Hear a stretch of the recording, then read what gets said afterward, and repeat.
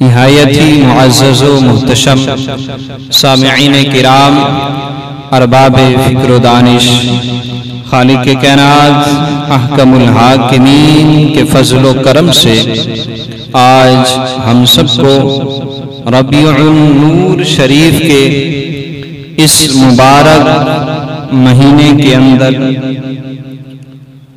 इस अजीम दिन जुमअतुल मुबारक के इस अजीम इज्तिमा में शिरकत की सआदत हासिल हो रही है। आज के दिन को बड़ी ही अज़मतें हासिल हैं, बड़ी ही शानें हासिल हैं। अगर रबीउन नूर शरीफ ना भी होता तो भी यौम जुमा है और बड़ी अज़मतों वाला दिन है, लेकिन उसके साथ फिर रबीउन नूर शरीफ की बहारें, जिसे मेरे मुस्तफ़ा करीम ने रबीउल अव्वल कहा, पहली फसल, पहली बहार कहा, तो बहार के अंदर खुशहाली आती है, बहार के अंदर बहारें आती हैं, खुशहालियां आती हैं, हर चीज पे तरोताजगी होती है। वो दरख्त हो, वो पौधे हों, वो इंसान हो, वो शजर हो, वो हजर हो, हर चीज पे एक रंगत सी आती है, खिलखिला उठती है हर चीज। लेकिन कुर्बान जाऊं इस पहली बहार पर, जब ये बहार आई तो इससे लोगों के ईमान खिलखिला उठे, यहां से अंधेरे छटे और रोशनियों के बादल नमूदार हुए, यहां से जुल्मतों का दौर खत्म हुआ और सवेरों का दौर शुरू हुआ। यहां से वो बहार फूटी, ये वो बहार है कि जिसने सारी बहारों को बहार अता की है। अगर ये बहार न होती तो कोई भी बहार न होती। ये बहार आई तो बकिया बहारें आई, तो बकिया बहारों के लिए भी किसी चीज का होना लाजमी होता है। फूल होंगे तो उस पर बहार आएगी, दरख्त होंगे तो बहार आएगी, इंसान होंगे तो चेहरे खिलखिला उठेंगे। तो अगर इंसान ही ना हो तो चेहरे किस चीज के खिलखिलाएंगे? अगर फूल ही ना हो तो फिर खिलेंगे क्या उस पर? दरख्त ही ना हो तो उसके ऊपर जो है वो पत्ते कहां से उगेंगे, सब्जा कहां से आएगा?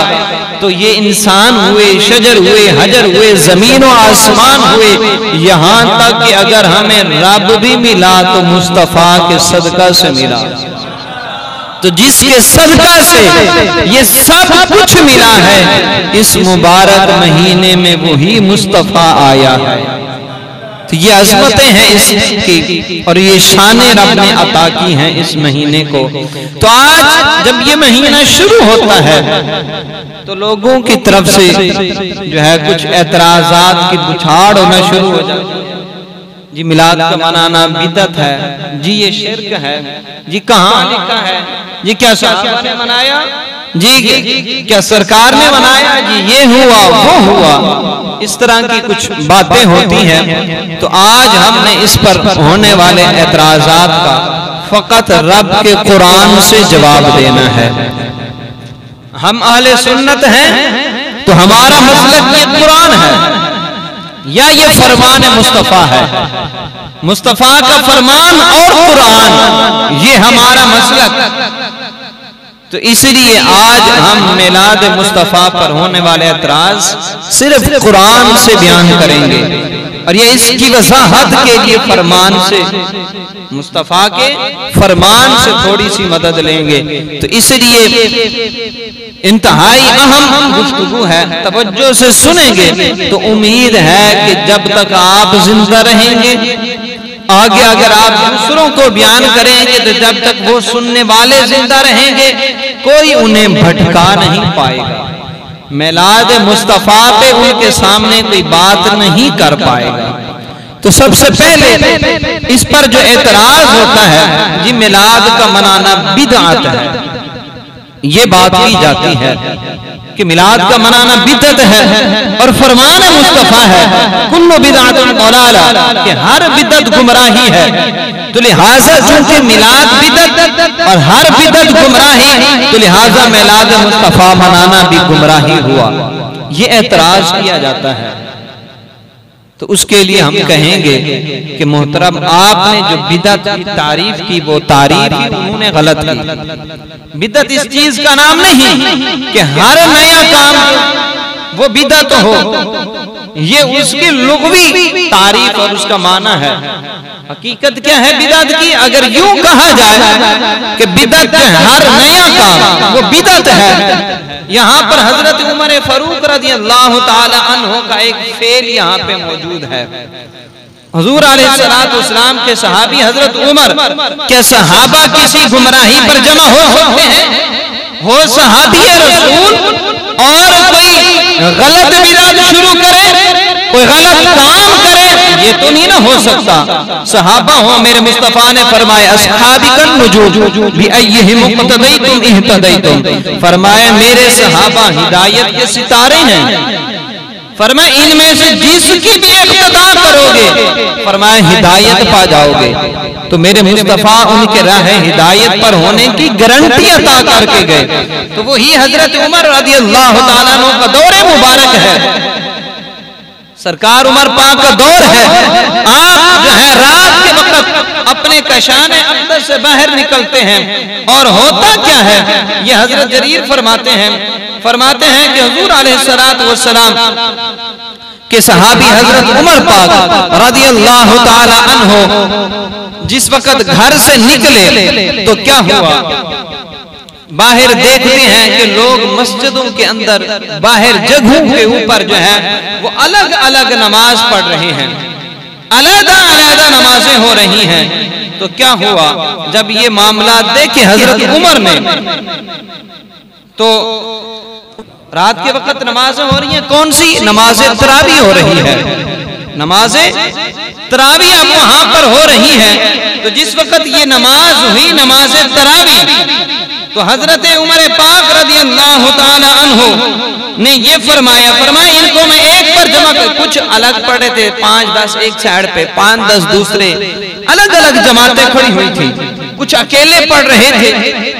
तो हजरत उमर ने फरमाया मैं इन्हें एक कारी पर जमा करूंगा।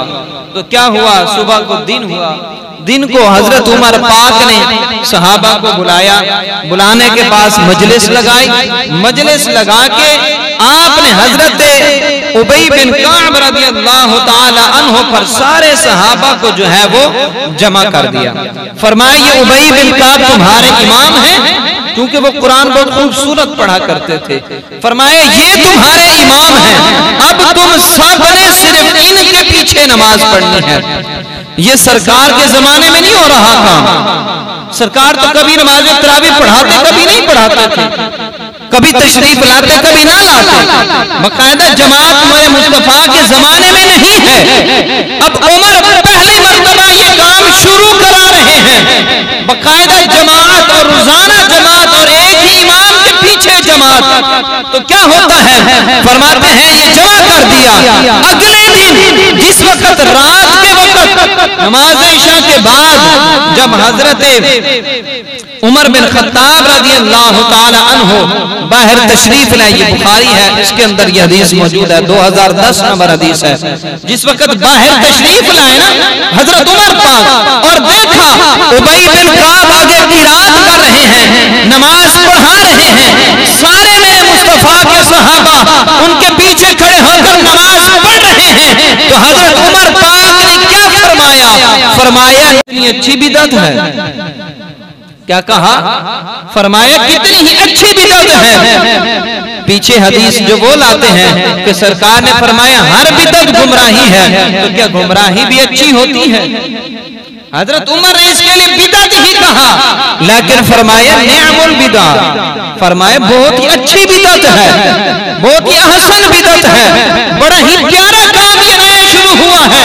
किस कदर मेरे आका के सहाबा हसीन लग रहे हैं, एक इमाम के पीछे सारे जमा हुए हैं और सभी उसी की इक्तदा कर रहे हैं। और इतना नहीं कहा, ये मुस्लिम के अंदर भी हदीस मुबारका है, यहाँ पर हजरत हुजूर अलैहिस्सलातु वस्सलाम ने इरशाद फरमाया, मेरे मुस्तफा की हदीस पाक है, तवील हदीस है, इसके आखिर में जाके सरकार इरशाद फरमाते हैं जिस आदमी ने मन सन्ना फिल इस्लाम सुन्नतन हसना, फरमाया जिसने इस्लाम के अंदर, जिसने इस्लाम के अंदर कोई ऐसा काम शुरू किया जो अच्छा था, उससे पहले नहीं होता था, पहली मर्तबा कोई काम राइज किया गया, उससे पहले वो काम ना हो रहा था, किसी ने किसी काम का आगाज कर दिया, क्या होगा?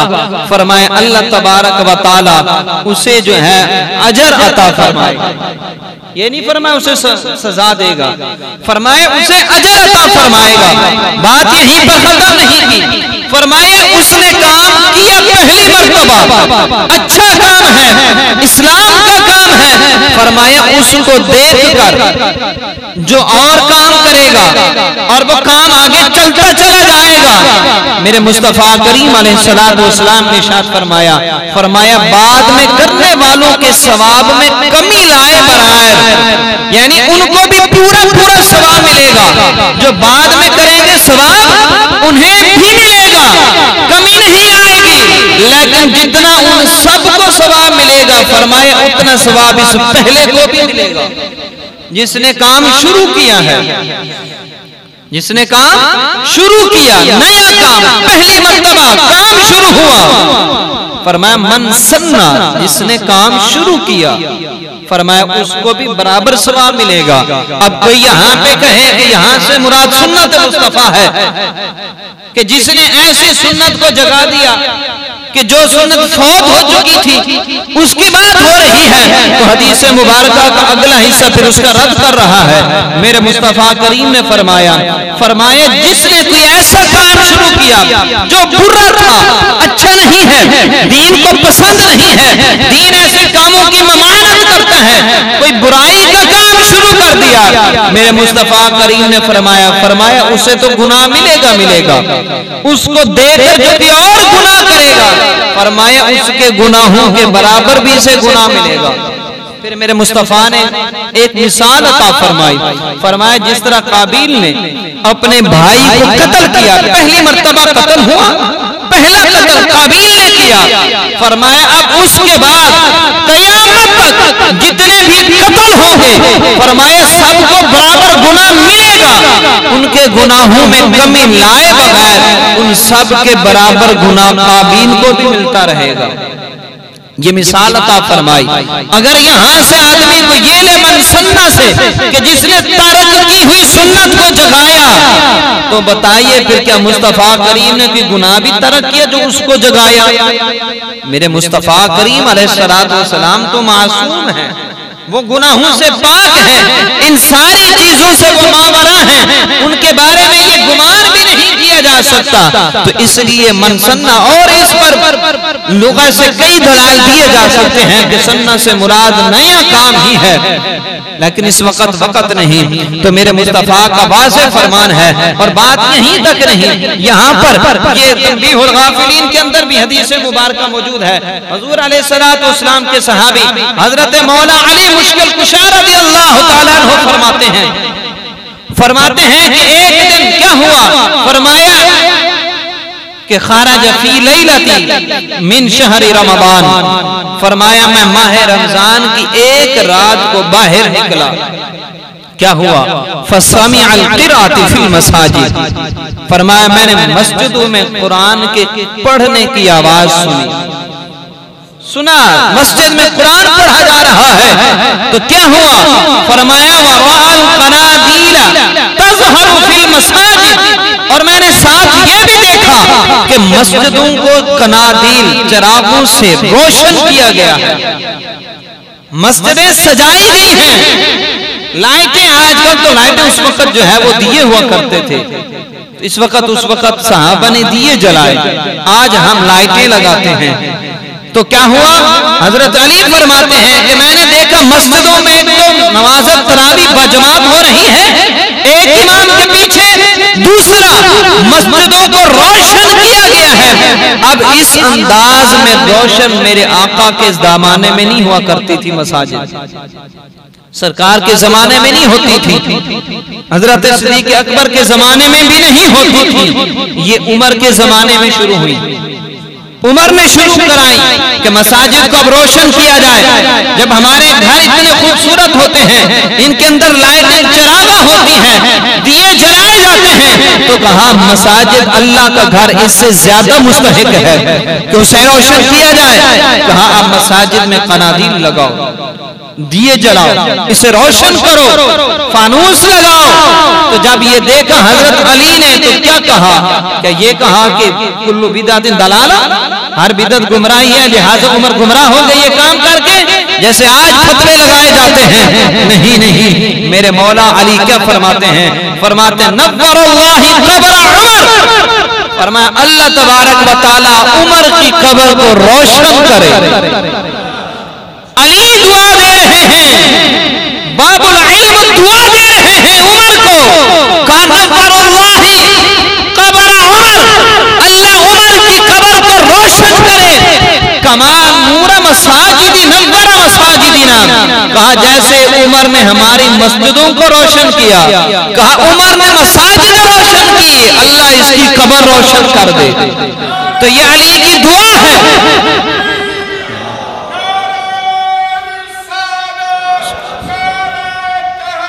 अच्छा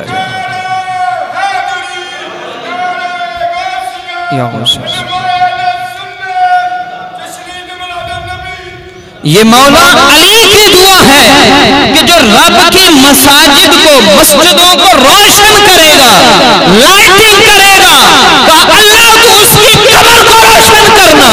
तो आज जो ये कहे कि माह रमजान के अंदर लाइटिंग करना तो जायज हो, और जिसके सदके से रमजान मिला वो रबीउल अव्वल शरीफ, उसके अंदर रोशनियां करना, लाइटिंग करना, घर को सजाना किस कदर अफजल वाला होगा।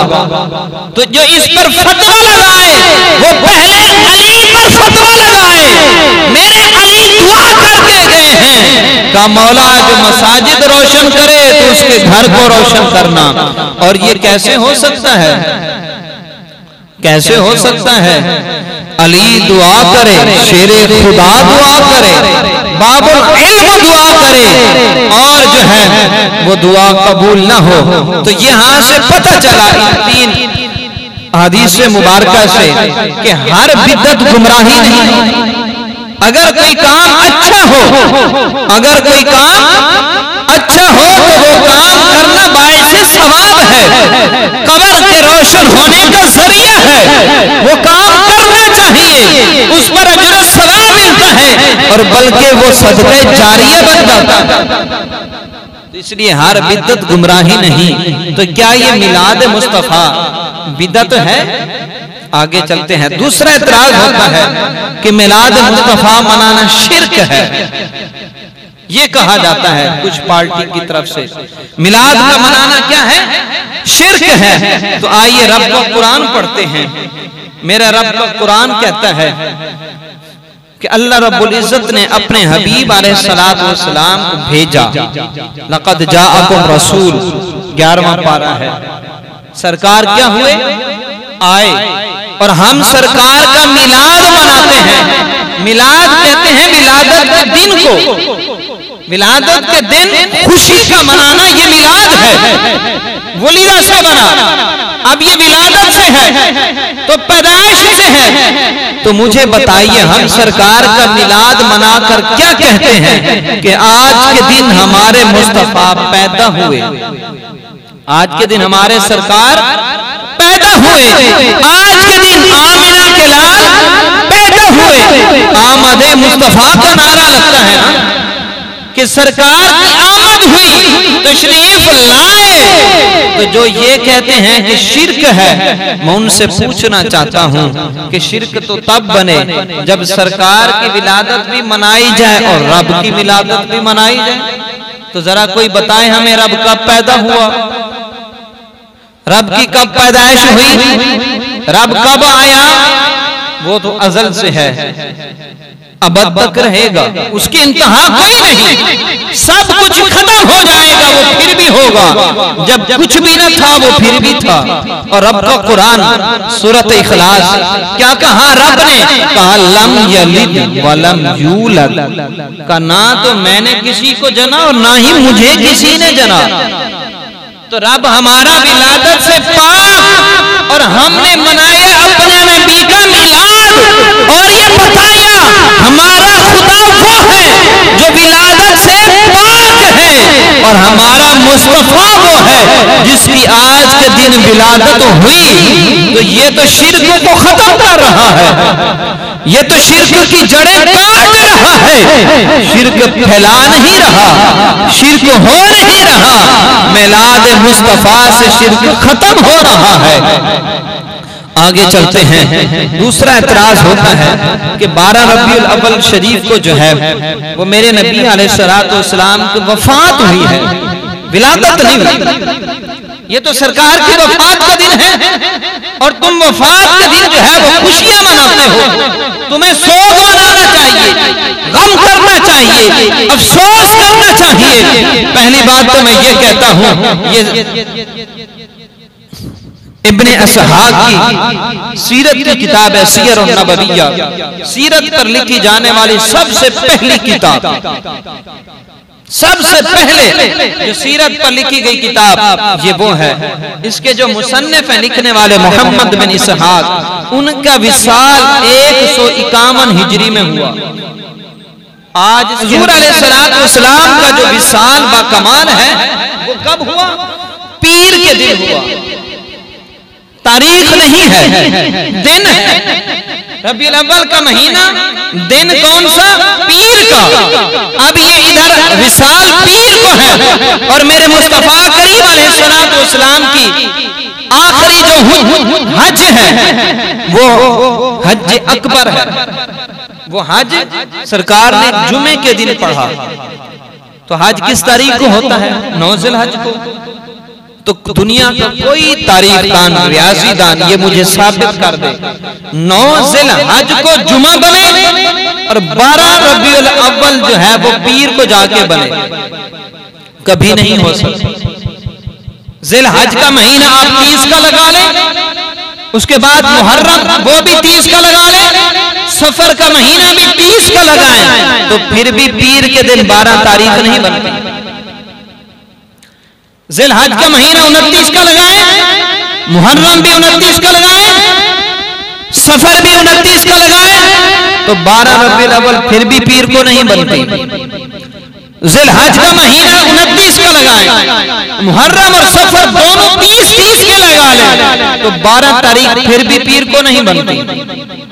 पहले तो ज़िलहज और मुहर्रम ये दोनों 30 के लगा, 29 के लगा लें, और एक अगला जो सफर है वो 30 का लगा लें, तो 12 रबीउल अव्वल फिर भी पीर को नहीं बनती।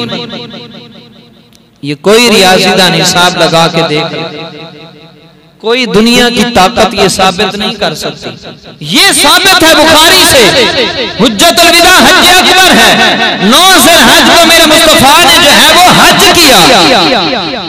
उसी ही साल, अगले साल जो शुरू हुआ मुहर्रम से, उसी रबीउल अव्वल शरीफ के पीर के दिन मेरे मुस्तफा का विसाल है। तो 12 तारीख बनती ही नहीं, तो 12 को मेरे मुस्तफा का विसाल ही नहीं। और इससे बड़ी दलील मेरे मुस्तफा करीम अलैहिस्सलातु वस्सलाम ने इरशाद फरमाया मेरी उम्मत पर 3 दिन से ज्यादा सोग जायज ही नहीं।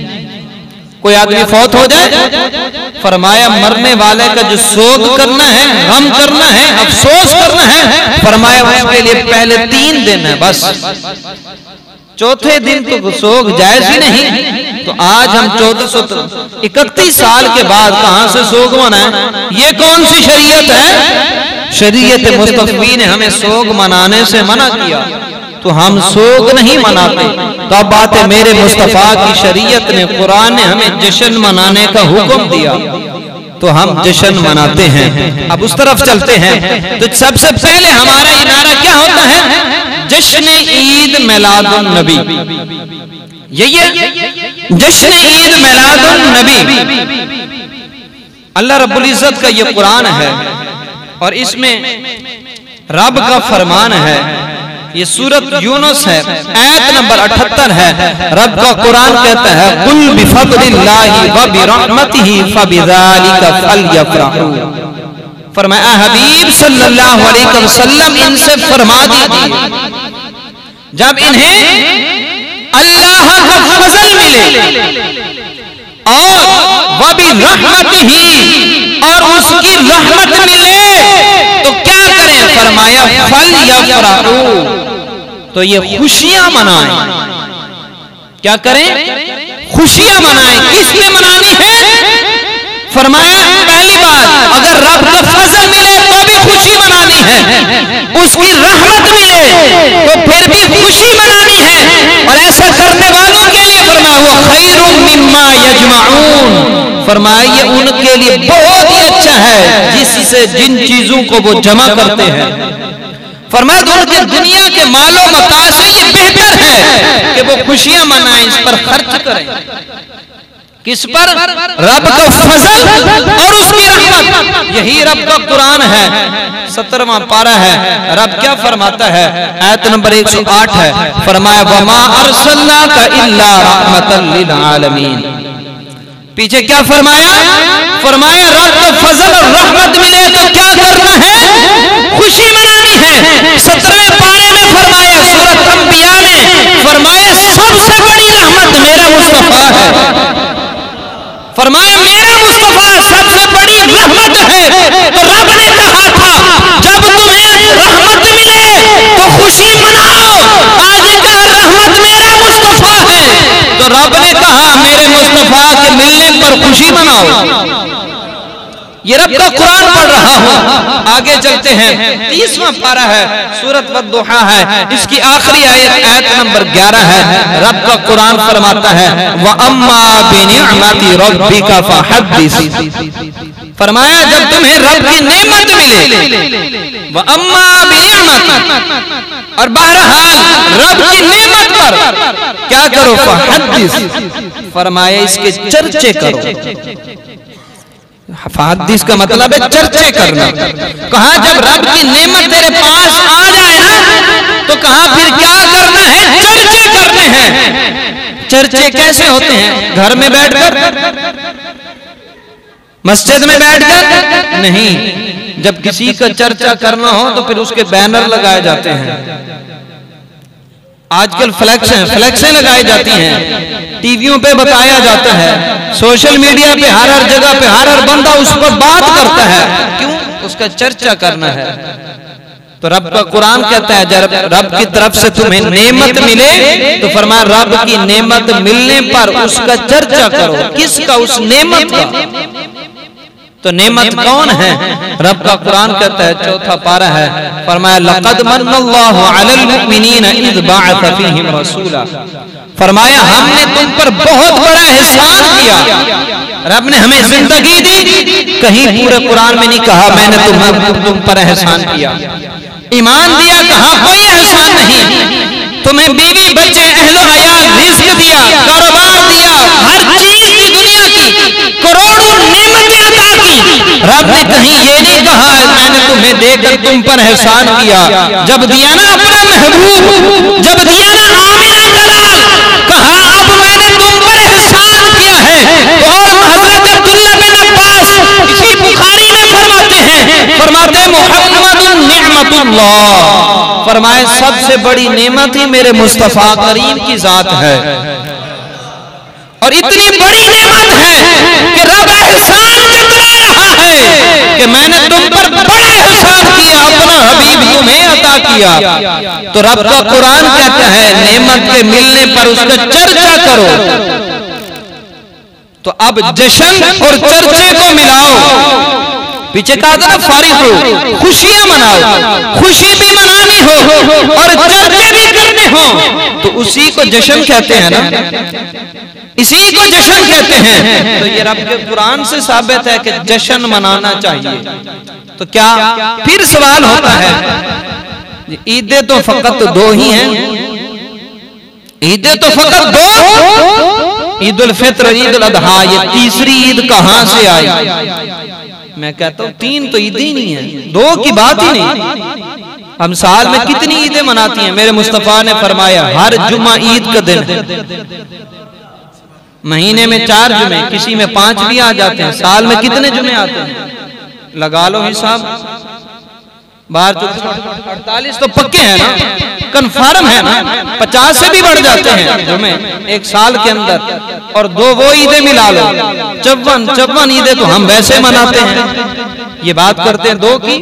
और आइए रब का कुरान पढ़ लेते हैं। अब वो तो फरमान है ना, तो रब का कुरान पढ़ते हैं। ये सूरत माइदा है और आयत नंबर इसकी 114 है। हजरत ईसा अलैहिस्सलाम की कौम का जिक्र है। फरमाया काला ईसा बिन मरियम, कहा ईसा बिन मरियम ने, हजरत ईसा अलैहिस्सलाम ने फरमाया, दुआ की रब की बारगाह में। क्या दुआ की? कहा रब्बना अंज़िल अलैना माइदतम मिनस समा, मौला हम पर आसमान से एक दस्तरखान नाज़िल फरमा। अब उस दस्तरखान के अंदर बटेरे थे, मछली थी, ये भुने हुए खाने थे। अब खाना मांग रहे हैं हजरत ईसा अपनी कौम के लिए। ईसा की कौम को जब खाना मिलेगा, दस्तरखान मिलेगा, तो ईसा क्या फरमाते हैं? फरमाते हैं क्या हम करेंगे क्या? कहा तकूनु लना ईदा, फरमाया वो दिन जिस दिन वो दस्तरखान आएगा, जिस दिन हमें खाने मिलेंगे, फरमाया उस दिन को हम ईद का दिन मनाएंगे। खाने को चीज मिले तो वो दिन हो ईद का। और जिस दिन वो नबी आए कि जिसके सदका से ईसा आए, जिसके सदका से ईसा को नबूवत मिली और इस वादे पर मिली कि ईसा, बल्कि सारे अंबिया को इस वादे पर मिली कि अगर दुनिया में जाकर मेरे हबीब का मिलाद मनाओगे तो नबूवत दूंगा, वरना नहीं दूंगा। ये आगे मैं बयान करने लगा हूं कुरान से। तो जिसके सदका से ईसा को नबूवत मिली, उस ईसा अलैहिस्सलाम की कौम को अगर खाना मिले तो वो दिन हो ईद का। और जिस दिन हमारा मुस्तफा आए तो वो दिन ईद का दिन क्यों ना बने, वो क्यों ना करार हो ईद का दिन। आगे चलते हैं तेजी के साथ। आगे फरमाया जी ये शुरू कब से हुआ? होता है ना, क्या सहाबा ने मनाया, सरकार ने मनाया, ये कब से मिलाद शुरू हुआ है? तो कहते हैं कब से शुरू हुआ? तो मैं कहता हूं दूर क्यों जाता है, रब का कुरान पढ़, मैं बताता हूं कब से शुरू हुआ। ये 3रा पारा है, सूरत आले इमरान है, आयत नंबर 82 है। रब का कुरान है 81-82 दोनों आयत। फरमाया इज़ अख़ज़ल्लाहु मीसाक़न नबिय्यीन लमा आतैतुकुम मिन किताबिन व हिक्मा। ये भी मैंने कहा ना, सारे नबियों से ये वादा लिया गया, मेरे नबी का मिलाद मनाओगे तो नबूवत दूंगा। इस आयत के अंदर मौजूद है। फरमाया इज़ अख़ज़ल्लाह, हबीब याद करो जब अल्लाह ने नबियों से वादा लिया, मिसाक लिया, क्या कहा? कमा लमा आतैतुकुम मिन किताबिन व हिक्मा, कहा तुम्हें किताब भी दूंगा, हिकमत भी दूंगा, लेकिन एक शर्त है। क्या? फरमाया सुम्मा जाअकुम रसूल, फिर जब आ जाए रसूल। मेरा हबीब यहाँ रसूल से मुराद सरकार है। पीछे सारे नबियों से वादा हो रहा है, सरकार से नहीं, बाकी सारे अंबिया से कि तुम्हें किताब और हिकमत दूंगा, यानी नबूवत दूंगा। लेकिन शर्त है कि जब मेरा हबीब आ जाए ना तो क्या करना है? कहा मुसद्दिक़ुल लिमा माअकुम लतुमिनुन बिही व लतंसुरुना, कहा उसकी तस्दीक भी करनी है, उस पर ईमान भी लाना है और उसकी मदद भी करनी है। क्या करना? कब होती है मदद? मदद यही है ना कि पहले सरकार के तस्करे किए जाएं, यही मदद है ना। तो फिर हजरत ईसा अलैहिस्सलाम ने कैसे मदद की और कैसे मनाया, और आगे इसकी बल्कि वजाहत कर दूं क्या हुआ। तो सारे अंबिया ने कहा, रब ने कहा कि क्या तुम इकरार करते हो? और ये बड़ा भारी वादा है, अहद है, सोच लो पहले, गौर फिक्र कर लो, बड़ा भारी काम है ये, बड़ा मुश्किल काम है। क्या तुम ये कर सकते सकोगे? कालू अकररना, सब ने कहा मौला हम इकरार करते हैं। तो रब ने क्या कहा? काला फशहदू, फरमाया ऐ अंबिया फिर तुम भी गवाह हो जाओ। आना माअकुम मिनश शाहिदीन, मेरे मुस्तफा करीम के मिलाद के गवाहों में मैं खुदा भी शामिल हूँ। कौन शामिल है मेरे मुस्तफा के मिलाद के गवाहों में? खुद रब शामिल है।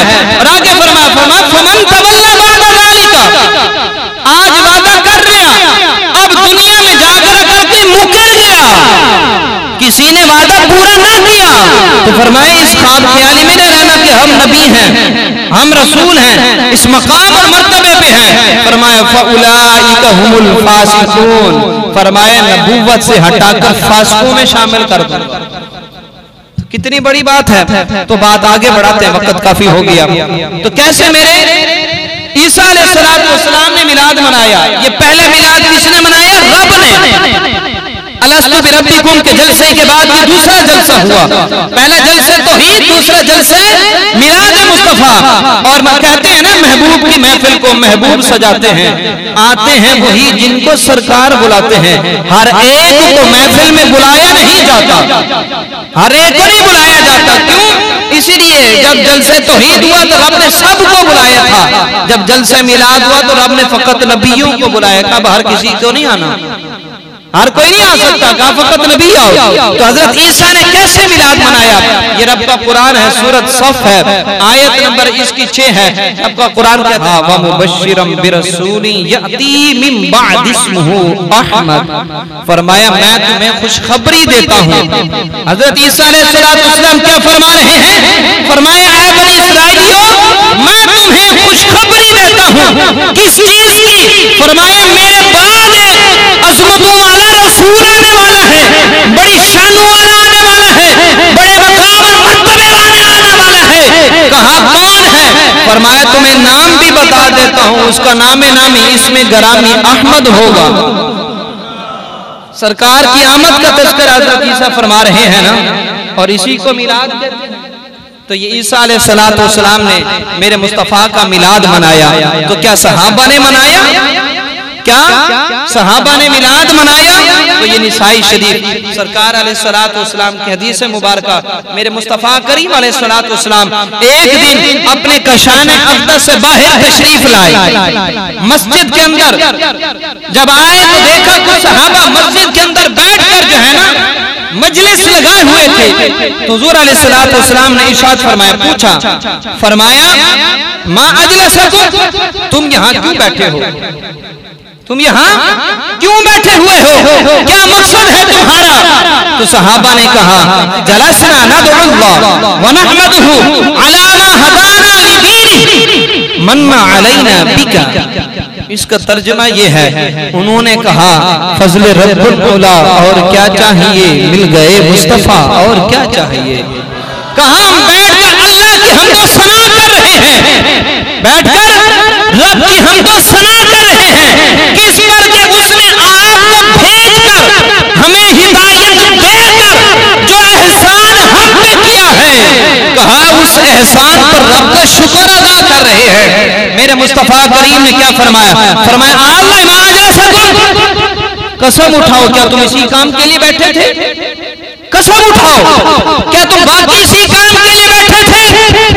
सहाबा ने कसम उठाया। अब इसलिए नहीं कसम उठवाई कि क्या सरकार को कोई माज़अल्लाह शक था, नहीं, उसका जवाब सरकार आगे अता फरमा रहे हैं। सहाबा ने कसम उठाई, कहा अल्लाह की कसम हम बाकी इसी काम के लिए बैठे हैं, आपकी आमद पर हम रब का शुक्र अदा कर रहे हैं। मेरे मुस्तफा करीम ने जवाब अता फरमाया, फरमाया अभी अभी मेरे पास जिब्राइल आया है। कहा मैं अपने कशाने अक़दस से बाहर ऐसे नहीं आया, कहा मेरे पास जिब्राइल आया है और उसने आकर मुझे ये बताया है कि आपके सहाबा, आपके गुलाम, आपके जानिसार मस्जिद में बैठकर आपकी तशरीफ आवरी पर रब का शुक्र अदा जो कर रहे हैं, रब का इस पर रिएक्शन क्या है? क्या रब इसे पसंद फरमा रहा है या नापसंद फरमा रहा है? उसको बताने के लिए जिब्रील आया है, और जिब्रील आपके लिए बहुत बड़ी खुशखबरी लेकर आया है। वो खुशखबरी सुनाने के लिए मैंने तस्दीक करवाई, कसम उठवाकर। क्या है? फरमाया इन्नल्लाह अज़्ज़ व जल युबाहिया बिकुमुल मलाइका, फरमाया तुम्हारे इस काम पर, तुम्हारे इस काम पर जो तुम जश्न मिलाद मना रहे हो, रब का शुक्र अदा कर रहे हो, मेरी आमद की वजह से जो तुम्हें हिदायत मिली, काजी इस पर तुम खुश हो रहे हो। फरमाया तुम्हारी ये खुशी रब को इतनी पसंद आई कि रब जो है वो फरिश्तों की जमात में बैठकर तुम पर फख्र कर रहा है। कहा रब नाज कर रहा है। तो दूसरे लफ्जों में कहूं तो जिब्राइल ये कह रहे थे, ऐ फर्शे बरी पे बैठकर मुस्तफा का मिलाद मनाने वालों, अर्शे बरी पर खुदा तुम्हें याद कर रहा है। तो जो मेरे मुस्तफा का मिलाद मनाता है, एक तो सहाबा ने मनाया ये साबित हुआ, और दूसरा जो मेरे मुस्तफा का मिलाद मनाता है, रब उसे सहाबा की मजलिस में याद फरमाता है। तो जिसको सहाबा फरिश्तों की मजलिस में रब याद फरमाए, उससे बढ़कर कोई खुशनसीब हो सकता है? उससे बढ़कर कोई शान वाला हो सकता है? और ये रब की पसंद कितना है। और आखिरी बात कहा जाता है जी कब तक मनाओगे? मनाना कदू तक जे सानू साड़ना कदू तक जे। तो सैयद आला हजरत अजीमुल मर्तबत ने इसका भी जवाब अता फरमाया। एक शेर के अंदर हजरत आला हजरत फरमाते हैं हश्र तक। क्या कहा? साल 2 साल 10 साल 20 साल की बात ही नहीं, कहा हश्र तक डालेंगे हम पैदाइशे मौला की धूम, मिसले फारस नजद के कलए गिराते जाएंगे। का खाक हो जाए अब जलकर मगर हम तो रजा, दम में जब तक दम है जिक्र उनका सुनाते जाएंगे।